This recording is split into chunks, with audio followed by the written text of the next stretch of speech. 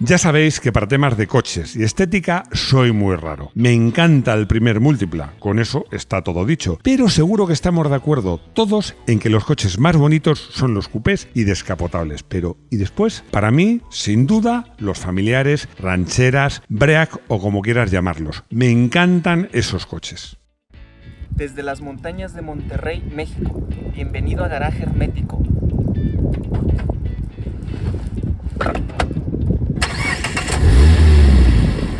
Enciérrate con nosotros.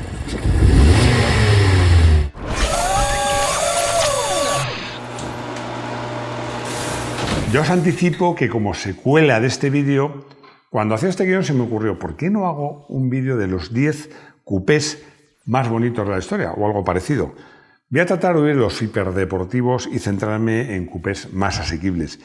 Y es que a mí me parecen mucho más bonitos los coupés que los descapotables. Ya estamos con la polémica. Ya lo sé.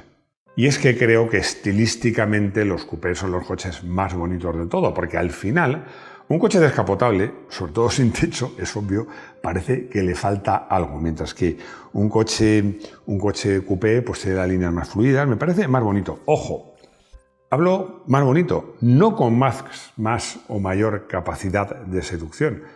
¿Qué os voy a contar yo que tengo un descapotable? Rodrigo fuera de cámara me dice, ¿y los Targa? Los Targa, para mí, como diría un castizo, ni chicha ni limoná. A mí me gustan o coupés o descapotables. Eso de que le quito un poquito el techo, ¿qué es esto? ¿Le quitas el techo del todo o ya está? Pero bueno, ya me he perdido. Ya me he encontrado. Y es que hoy tengo un día un poco denso y Rodrigo me despista. Se suman las dos cosas. Bueno, como decía, para mí los coches más bonitos son los coupés, luego los descapotables y luego los familiares. No hablo de practicidad, no, hablo exclusivamente de estética. Y es que a mí los familiares me parecen coches más equilibrados estéticamente que las berlinas. Y desde luego, infinitamente más que los SUV. Pero es que en este vídeo no hay sitio para los SUV. Aquí he puesto una opinión ininteligible. Lo que quería decir es que estos coches no son bonitos a pesar de ser familiares, sino son bonitos precisamente por ser familiares. He elegido 10, pero luego hay un inevitable bonus track. Saab 95 Break 1959. Sabéis mi debilidad por la marca Saab, una marca que fabricaba aviones, lo sigue fabricando, y que decidió hacer coches con tecnología aeronáutica y también con cierto aire estético similar a los aviones. Tanto es así, tanto me gusta la marca, que uno de nuestros primeros vídeos se lo dedicamos a la marca, allá por 2020, titulado ¿Qué fue de Saab? De los aviones a los coches. Este modelo era por supuesto de tracción delantera y con motor de 2 tiempos, y técnica y estéticamente tenía algo que es lo que más valoro en un coche: personalidad.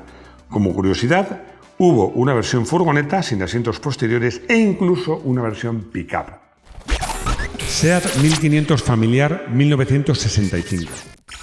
El SEAT 1500 sustituía al 1400 de línea Pontón muy anticuada. Bueno, línea Pontón salvo el 1400C, que compartía la misma carrocería que el 1500. Una carrocería muy similar en su línea estética a la del Peugeot 404 y que era mucho más moderna y luminosa. Solo 2 años después de aparecer la berlina apareció el Break, un coche que conozco bien porque un tío mío tuvo uno. Me maravillaba el cambio en el volante y la banqueta corrida, como los coches americanos, y su portón trasero partido en 2 y, por supuesto, el espacio interior. Era y es un coche bonito, de esos coches que me parecen más bonitos en versión familiar que en la versión berlina. Dodge Dart Barreiros familiar 1967. Aunque este coche se anunció un año antes, su comercialización comenzó en 1967, 2 años después de lanzar la berlina, el mismo tiempo que necesitó el SEAT 1500 y el Citroën CX, de los que hablaremos luego. No tuvo un gran éxito, porque el Dodge en España era el paradigma del lujo y en esos tiempos lujo y carrocería familiar no se entendían muy bien juntos. De hecho, las versiones familiar estaban peor equipadas, aunque no eran nada baratas. Eso sí, compartían el enorme motor de 6 cilindros en línea, 3.690 centímetros cúbicos y 145 caballos a solo 4.000 revoluciones. una de las señas de identidad del coche junto, por supuesto, su tamaño. Citroën CX Break, 1976. El CX se presentó en 1974 y quizás no fue tan rupturista e innovador como su predecesor, el DS, pero desde luego resultaba impresionante y de hecho lo sigue siendo ahora, 50 años después. Y solo 2 años más tarde nace la versión Break, enorme, alargada, con mayor batalla, mayor longitud, mayor altura y con 3 filas de asiento. La combinación de un coche tan impresionante por su estética, con ese tamaño, con la suspensión hidroneumática y con la llegada del turbo, tanto en las versiones diésel con 120 caballos como sobre todo en las versiones de gasolina con 168, le convirtió en lo que todavía hoy es, casi un mito. ¡Qué pasada de coche! Volvo 850 T5R, 1995. Este es un coche muy interesante, pues no solo es bonito y potente, sino que tiene una historia en la que está involucrada Porsche. Porque cuando los suecos de Volvo decidieron hacer este modelo, partieron del excelente motor de 5 cilindros y 2.3 litros, pero pidieron ayuda a los ingenieros de Stuttgart. Gracias a ellos se llegó a los 243 caballos. Porsche también ayudó a poner a punto suspensiones y el cambio, y el resultado se dejaba notar. Este coche incluso participó en competición en el británico del Campeonato Británico de Turismos, una historia que ya hemos contado. BMW Serie 3 Touring, 1999. Hablamos del E46, la 4ª generación de este modelo. Un modelo que conozco muy bien porque tuve uno. Mi pareja entonces tenía un Citroën Picasso y la idea, por tanto, era comprar un BMW Coupé. Y un día iba a trabajar y me encontré con un compañero de la prensa que iba en una versión Touring y me enamoré. Me compré el 328i con motor de 6 cilindros, 2.8 litros y 193 caballos. Se puede decir que fue mi primer coche bueno y recuerdo cuando nos lo entregaron. Creo que es uno de los coches que más ilusión me ha hecho en mi vida. Le puse muy pocas opciones, entre otras cosas porque no me sobraba el dinero, pero una de ellas, por supuesto, la suspensión M. Ese coche iba de maravilla y tuve la fortuna de vendérselo a un buen amigo que lo apreciaba y lo aprecia en lo que vale porque aún lo tiene. Alfa Romeo 156, 2000. Recuerdo perfectamente la presentación internacional en Milán del Alfa Romeo 156 en 1996. No lo puedo olvidar porque pude hablar con mi admirado Giugiaro, probar el coche que para mí suponía el punto de inflexión en la trayectoria de la marca, una marca por la que tenía debilidad, Alfa Romeo, y cenar en el prestigioso restaurante Fra Diavolo, según me dijeron, el favorito de Giovanni Agnelli. No me extraña. Yo había visto y probado el coche y le dije al director de la marca en España, en cuanto lancéis la versión familiar, me compro uno. Y me respondió, no habrá versión familiar. Vaya chasco. Pero la hubo. 4 años después se lanzó esta versión, preciosa y que iba realmente bien. Audi A4 Avant, 2001. Audi llama Avant a sus rancheras o familiares, un nombre bonito. Y me ha costado elegir un Avant porque me suelen gustar casi todos los Audis Avant, pero el A4, el V6 para entendernos, el de la segunda generación que va de 2001 a 2005, me parece bonito, equilibrado y es un muy buen coche. Era un modelo con una gama de motores amplísima, desde un simple 1.6 de 4 cilindros y 102 caballos al V8 del S4, con 4,1 litros y 344 caballos. Tenías la opción de comprarlo con tracción delantera o tracción total 4 y eran coches de muy buena calidad y para mí muy bonitos. Mercedes-Benz Shooting Brake 2010. Mercedes-Benz había lanzado en 2004 el CLS, una berlina coupé de 4 puertas muy atractiva, aunque quizás no muy útil por su relativamente escasa habitabilidad posterior en altura. Pero 6 años después lanzaron la carrocería familiar denominada Shooting Brake. Este concepto de coupé de caza se había utilizado para coupés de 2 puertas, cuyos propietarios eran aficionados a la caza, pero preferían un coupé a una berlina. A mí el coche me parece espectacular y os recuerdo que las versiones AMG ofrecían potencias de hasta 585 caballos. No está nada mal para un familiar. Jaguar XF Sport Break 2012. Un diésel. Primero lo vi en el Salón de Ginebra de 2012 y muy poco después pude probarlo. Y es que este modelo fue el segundo Jaguar con carrocería familiar y el primero con motor diésel. Otro coche que conozco muy bien, pues me tocó organizar un evento para la marca. Un evento donde pretendía demostrar que el coche pues tenía estilo, tenía clase, pero era muy práctico. Algún día lo contaré porque esta presentación la hicimos nosotros y quedó muy bien. El coche realmente era bonito y práctico y relativamente económico de consumo, o sea, una buena combinación. El motor diésel era un 2.2 litros de 4 cilindros y 190 caballos y había uno de gasolina de 3 litros V6 con 2 turbos y 275 caballos en su versión más potente. No hace falta que te diga cuál me gusta más. Bonus track. Chevrolet Caprice Break 1971.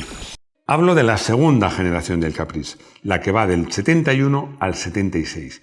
Y es que en 1976 yo trabajaba con mi padre en la base militar norteamericana de Torrejón de Ardoz, una localidad a 30 kilómetros de Madrid. Y vi este coche en versión Break y pensé, yo quiero uno. A mis ojos de adolescente, ese coche, que era enorme, con mucho equipamiento eléctrico, el elevalunas, la luna posterior que era descendente, con cristal practicable y desde luego el sonido del motor V8 me encandilaba. Recuerdo que uno de los norteamericanos con los que podíamos hablar, no nos dejaban hablar con todos, tenía uno y se jactaba de tener el más potente de todos, con motor Jet V8 454 y 365 caballos. La denominación 454 provenía de la cilindrada en pulgadas cúbicas.